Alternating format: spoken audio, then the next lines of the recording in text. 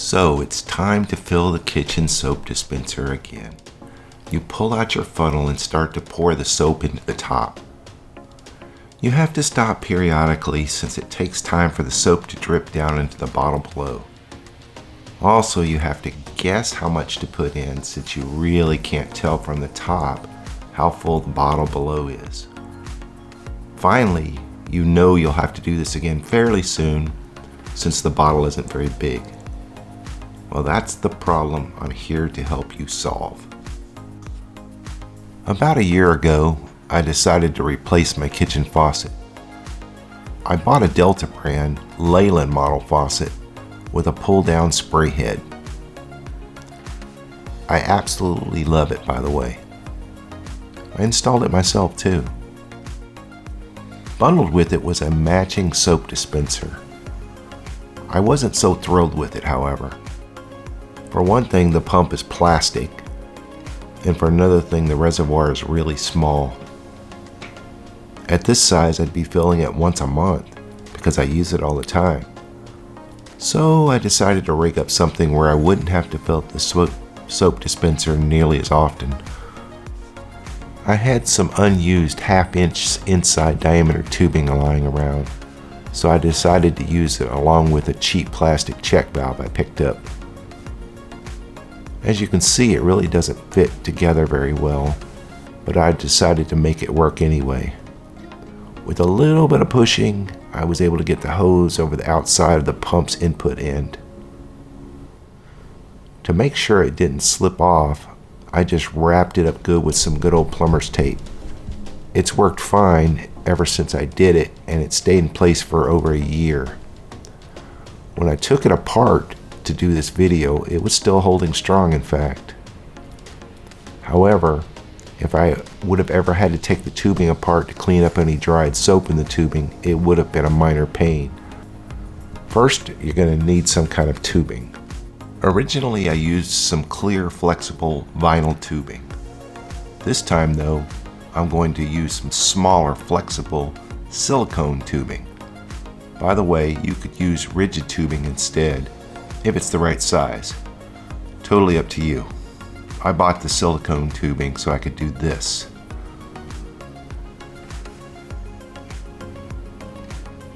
As you can see, I'm just going to use the original short tube the dispenser came with and fit the new tubing right over the top of the old one.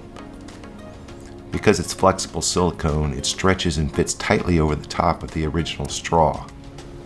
It takes a little bit of twisting to get it on, but it's pretty easy.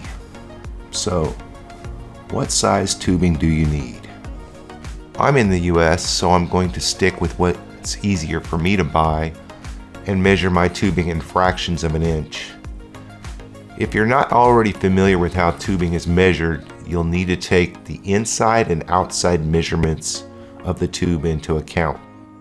In my case, I measured the original straw first. The measurements I'm getting are 1/4 of an inch for the inside diameter, 5/16 of an inch for the outside diameter. Measure as close to the center of the straw as you can to get an accurate measurement. I bought the new flexible silicone tubing the exact same size as the original tubing because I knew it would be able to stretch. Note the description shows 1/4 inch ID by 5/16 of an inch OD. ID means inside diameter and OD is outside diameter. By the way, I'll put the link to this in the video's description. Next, you're going to need to buy a check valve. Note the measurement for the ends is the exact same size as the inside diameter of the new silicone tubing. Also note the barbing on the ends. If you're using flexible tubing like I am, the barbs aren't as important, but if you decide to use rigid tubing instead, the barbs might be more important to help hold the tubing on better. Again, I'll put the link to this in the video's description. So is this upgrade worth it? The cost of everything I bought was about $17. But since I'm going to be doing the same upgrade for someone else, The cost per upgrade is about $8.50.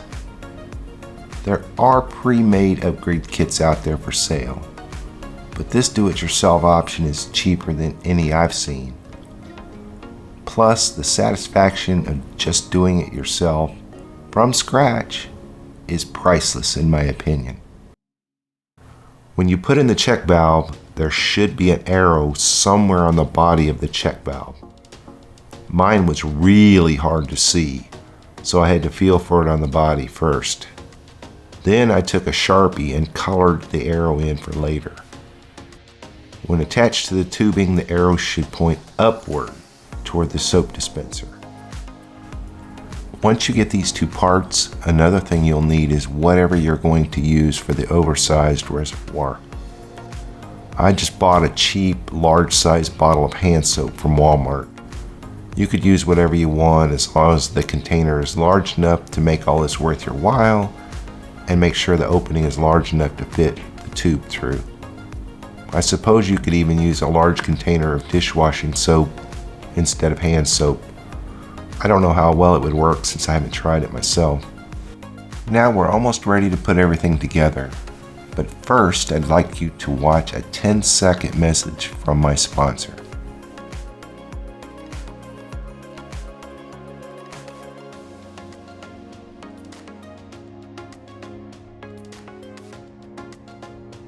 Now get everything together I mentioned earlier, as well as a flashlight and a sharp pair of scissors. Remove your soap dispenser. Mine easily pulls right out. Remove the soap dispenser reservoir. Mine just screws off underneath the sink. If yours is similar to mine, you should now have an open hole to pass the vinyl tube through. By the way, here's a tip if you have a Delta brand soap dispenser like mine. My dispenser came with a crappy rubber gasket. After I put it together using the instructions, it allowed small amounts of water to leak underneath the sink.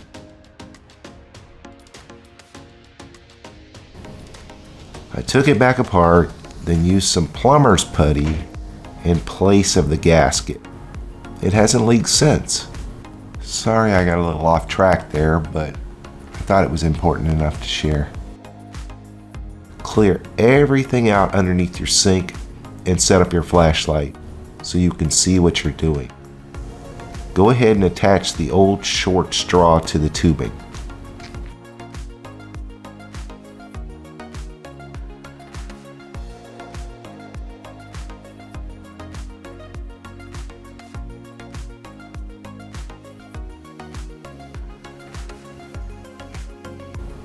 Push the short straw into the pump.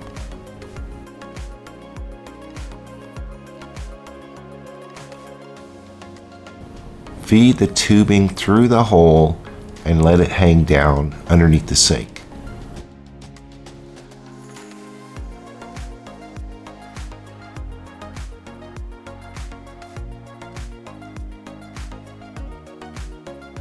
Go ahead and put your bottle of hand soap underneath the sink, roughly just underneath the soap dispenser above. This will let you gauge how far up the tube you're going to need to cut the tubing. Pull the tubing slightly taut, then hold the check valve up to the tubing just above the dispenser, so you'll know where to cut the tubing.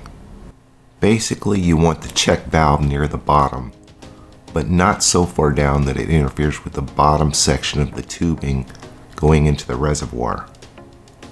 Now you should be able to eyeball about where to cut it or mark it with a marker if it's hard to reach. It doesn't have to be perfect, just close. If in doubt, cut it a little further up. It's not really going to hurt anything if it's a little high. Push the tubing all the way onto the top barbed portion of the check valve, making sure the check valve's arrow points upward. Now push the other half of the tubing you just cut off into the bottom barbed portion of the check valve. With the tubing hanging down, hold the bottom part of the tubing up against the soap bottle and estimate where to cut the tubing so that it will just touch the bottom of the bottle. Go ahead and cut it straight across, but just a tiny bit longer than you need. Check it again to make sure it's close. Then cut off a 45-degree angle out of the tubing. This is to keep it from forming a suction against the bottom of or the side of the bottle. Now feed the tubing into the bottle, pushing it through the soap down to the bottom.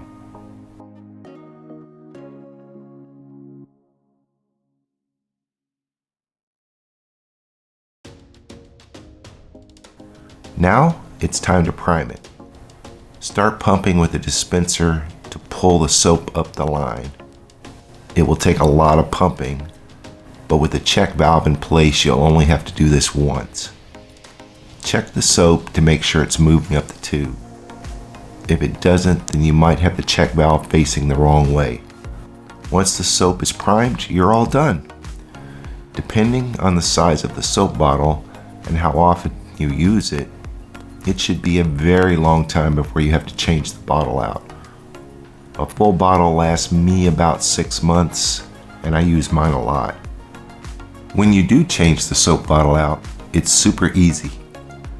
Pull the tube just above what's left of the soap, then pump the soap out a little until it's just above the check valve, so that it won't make a mess when you pull the tube out. Then just swap the old bottle out with a full new one.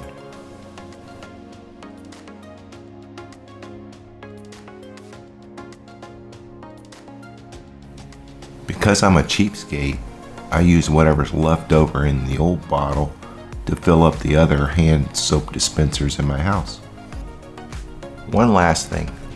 I did notice a very small difference in how much soap pumped out when I switched out my original larger diameter tube with a smaller diameter one. It was barely noticeable though, and I always thought my original setup pumped out too much soap at a time anyway. So, I hope this video helped you. If it did, drop me a like. If you'd like to see what else I can come up with in the future, then subscribe to my channel.